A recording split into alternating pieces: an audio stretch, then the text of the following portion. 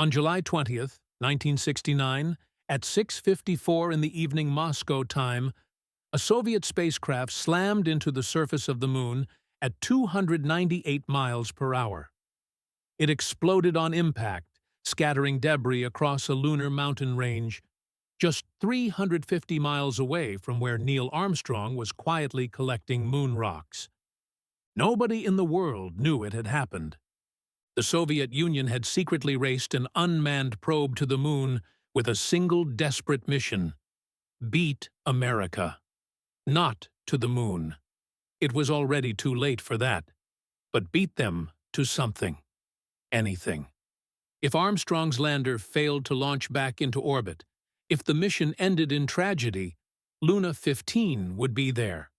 It would grab its soil samples, return to Earth, and the Soviets would seize the headlines. The great triumph of Apollo 11 would become, at best, a footnote. It didn't work out that way, and the Kremlin buried the story for decades. This is the secret history of Luna 15. The spacecraft the Soviet Union sent to steal America's greatest moment, and how it died in silence while the whole world was watching something else. To understand why Luna 15 existed, you have to understand what the space race meant to the men who ran the Soviet Union. This was never really about science. It was never really about exploration. From the moment Sputnik beeped its way across the American sky in October 1957, the space race was about one thing: which system of government, which vision of human civilization was superior. Every Soviet success was proof that communism worked.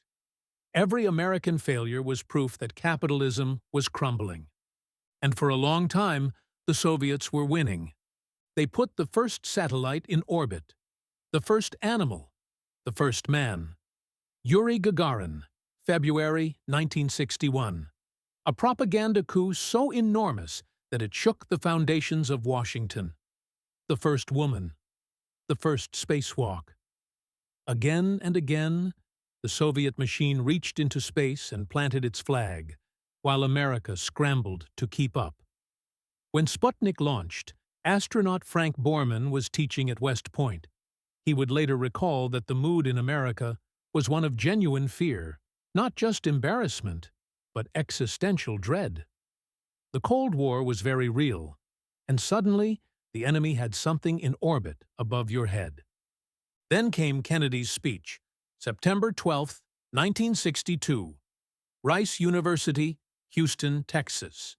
We choose to go to the Moon in this decade and do the other things, not because they are easy, but because they are hard. It was a declaration of war, a technological war, and NASA's engineers knew it. To reach the Moon, they had to cover 240,000 miles, land, and make it back. For the men who had been struggling to keep Gemini capsules in orbit 350 miles above the Earth, it sounded almost impossible. But the Soviets had their own problems. Their moon program was starved of funding. While NASA poured $25 billion into Apollo, the entire Soviet space program, manned and unmanned, all of it, ran on 2.5 billion rubles, 1/10 the resources. And where NASA had the brilliant, methodical Wernher von Braun driving the Saturn V to completion, the Soviets had lost their own engineering genius. Sergei Korolev, the man who had built Sputnik and put Gagarin in space, died on the operating table in January 1966. His replacement, Vasily Mishin, was cautious to the point of paralysis. Cosmonaut Alexei Leonov, the first man to walk in space, who had been selected to be the first Soviet on the Moon, would spend the rest of his life blaming Mishin for what happened next. Leonov said decades later that if Korolev were alive, the Soviets would have flown around the Moon 6 months ahead of Apollo 8. Instead, with Mishin dithering and the leadership hesitating, the window closed. By late 1968, Apollo 8 had circled the Moon and come home safely. The Soviets had watched from the ground. letters poured into the Soviet government. Angry, disbelieving letters from Soviet citizens demanding to know how America had gotten ahead, who was responsible, why their country had surrendered such a historic opportunity. By mid-1969, the Soviet leadership knew the truth. They were not going to land a man on the moon before the Americans. The N-1 rocket, their answer to the Saturn V, had exploded on its first test launch in February. It would explode 3 more times before the program was quietly abandoned. The moon, as a destination for Soviet cosmonauts, was finished. But there was still Luna 15. The probe had been designed to do what no machine had done before: land on the moon, scoop up soil samples, and return them to Earth automatically, without a human crew. If it succeeded, the Soviet Union could claim a different kind of victory. And if Apollo 11 somehow failed, if Nixon had to read the speech his speechwriter had prepared, the one that began with the words that fate had ordained, that the men who went to the moon to explore in peace would stay on the moon to rest in peace, then Luna 15 would become the story. Soviet technology, reaching the moon first. Soviet science, bringing back the first lunar samples. Luna 15 had actually arrived at the moon 3 days before Apollo 11. It had been sitting in lunar orbit, silent and secret, waiting. The Soviet Union had told nobody. They never announced launches unless they succeeded. It was standard practice, a way of controlling the narrative, of never being seen to fail. So while the world tracked Apollo 11 across 240,000 miles of space, a Soviet spacecraft was orbiting the moon above it, unannounced and unacknowledged. NASA knew something was up there. They had tracked the launch, but they didn't know what it was for. Apollo 8 astronaut Frank Borman, who had met Soviet space official academician Keldysh at a conference years earlier, made a remarkable phone call. In the middle of the Cold War, days before the most important space mission in history, an American astronaut called a Soviet official and asked directly whether Luna 15 posed any danger to Apollo 11. Keldysh sent back a telegraph with Luna 15's orbital details. It would not interfere. Even in competition, there was a line neither side wanted to cross. Neil Armstrong himself, years later, said he did not know about Luna 15 or its mission. He had no idea that while he and Buzz Aldrin climbed out of the Eagle and onto the powdery surface of the Sea of Tranquility, a Soviet machine was circling silently above them. For 3 days, Luna 15 orbited. Mission controllers in Moscow recalculated, adjusted, waited.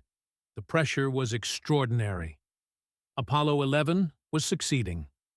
Armstrong had walked. Aldrin had walked. They had planted the flag, collected samples, spoken to President Nixon.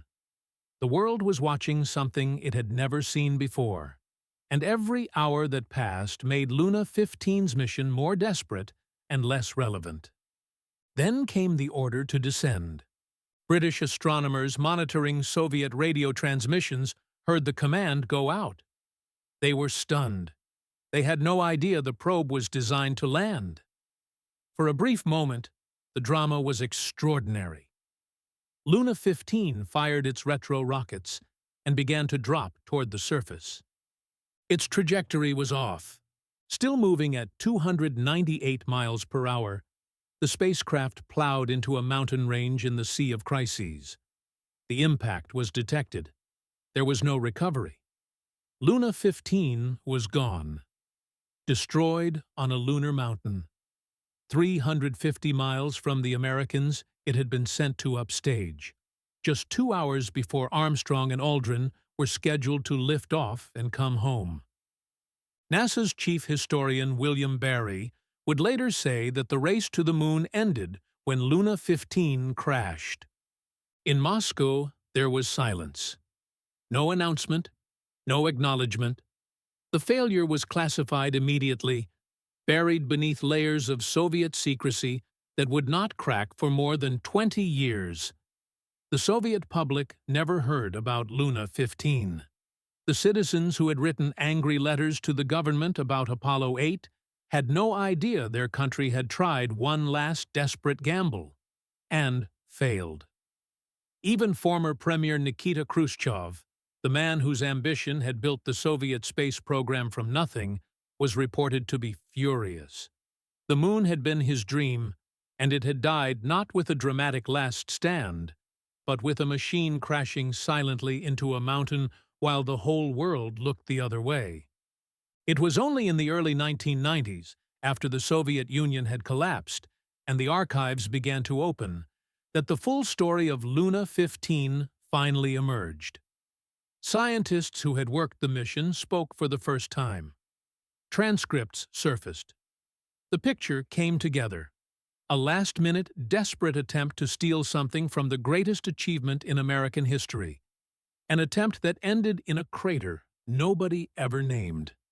Meanwhile, 8 days after they had left, Neil Armstrong, Buzz Aldrin, and Michael Collins splashed down safely in the Pacific Ocean. They brought back 47 pounds of lunar rocks. They were greeted as heroes, not just by America, but by the world. The Soviet Union spent decades pretending Luna 15 never existed.